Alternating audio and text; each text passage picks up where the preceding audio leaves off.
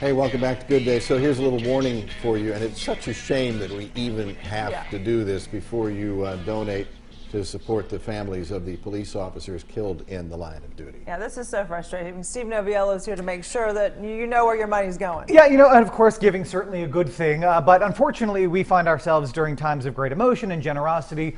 Also comes an opportunity for scammers. The warning this morning from the Dallas Better Business Bureau, which reports an increase in scams, particularly on social media and sometimes those crowdfunding sites immediately after tragic events. Take a look at the video we've got for you. It's not just, of course, the Dallas police ambush, but also recent events in Nice, now in Baton Rouge.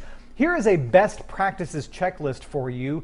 Never click on links that are unfamiliar on websites, also through text message and email. And we see this a lot more, people getting unsolicited text messages to their phone asking them to follow a link. When possible, process payments through a third party like PayPal, which can offer some sort of added protection.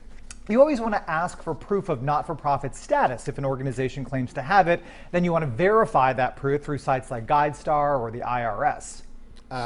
Another thing that I find that's very funny, you get these solicitation phone calls that come that of course you're not supposed to be getting, right?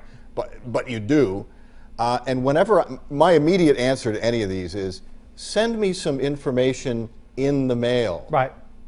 Yeah, and then they hang up. Right, send me some information in the mail. Give me some sort of resource where I can now go and research what it is that you're telling me. And what we see a lot of the times is that some of these imposter charities will have kind of similar sounding names to a well-respected organization. Right. So sometimes it's a simple change in the spelling of a name or a change from a .org to a .com address or vice versa. So it's important to verify who you are giving to before you make that donation. I feel like those crowdfunding sites are all over the place. It seems like someone sets it up and then it kind of takes off. They're a very new and very popular way to give, and generally they are problem-free. But again, this is a new way of giving, so it's important to understand what the new rules here. While the sites may have some safeguards, they can't screen out all fraud. So if you really want to give directly to the family, perhaps maybe of one of these fallen officers, see if there's a way to process that personally, maybe through a small local bank. Maybe there's other ways to make sure that your money goes directly somewhere. The Better Business Bureau warning that you also want to understand under what conditions donations will be refunded, if at all. Sometimes we see some of these crowdfunding sites and for any number of different occasions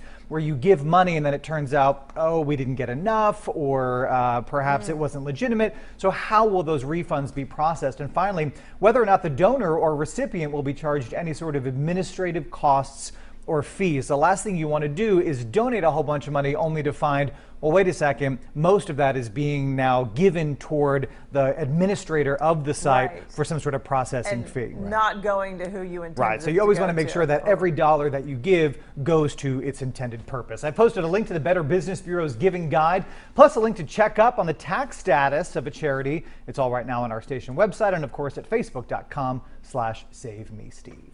Thank you, Steve.